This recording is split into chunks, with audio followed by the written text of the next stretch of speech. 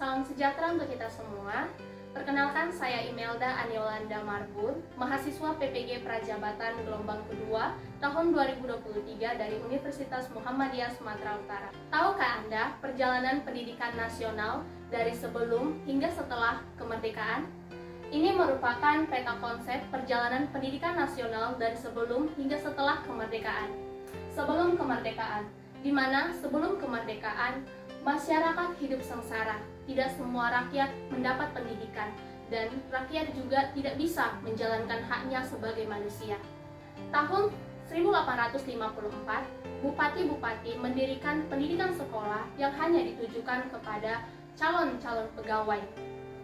Di tahun yang sama, didirikanlah Sekolah Bumi Putra yang hanya terdapat 3 kelas dan hanya mengajarkan menulis, berhitung, dan membaca.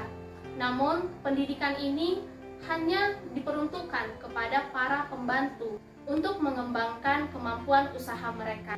Pendidikan yang diberikan oleh Hindia Belanda ini hanya untuk kepentingan kolonial saja, tidak disesuaikan dengan jiwa raga bangsa, melainkan mendidik manusia tergantung pada nasib dan membuat manusia bersikap pasif, sehingga pendidikan kolonial ini tidak dapat menjadikan rakyat menjadi manusia yang merdeka. 20 Mei 1908 lahirlah organisasi Budi Utomo, di mana organisasi pergerakan nasional ini merupakan organisasi pertama yang didirikan oleh bangsa Indonesia, di mana anggotanya adalah mahasiswa Soviet.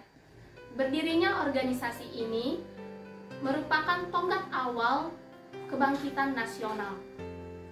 Tahun 1912, R.A. Kartini berjuang melepaskan belenggu kaum wanita agar mengangkat kedudukan dan derajat kaum wanita. Di tahun 1920, lahirlah cita-cita baru yang memimpikan perubahan radikal dalam pendidikan dan pengajaran, di mana Ki Hajar Dewantara bertekad untuk memperluas semangat pendidikan pada generasi muda.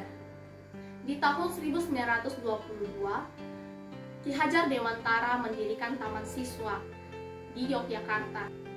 Ini merupakan gerbang emas kemerdekaan dan kebebasan budaya bangsa.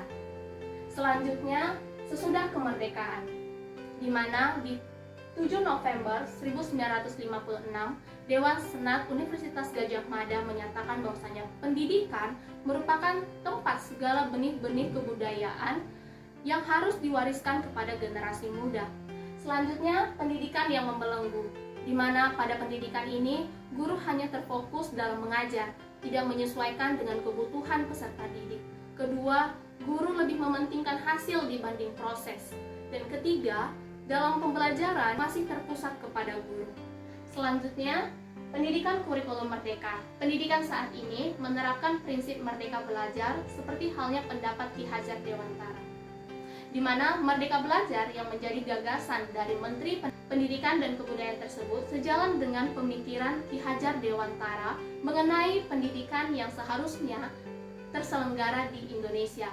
Dengan demikian, sebagai calon guru profesional harus terus memperjuangkan pendidikan yang dapat memerdekakan peserta didik, dengan selalu memegang prinsip Ki Hajar Dewantara. Ingarso sum tulodo, di depan harus memberi teladan. Ing madya mangun karsa, di tengah memberi motivasi. Tut buri handayani, di belakang memberi dorongan.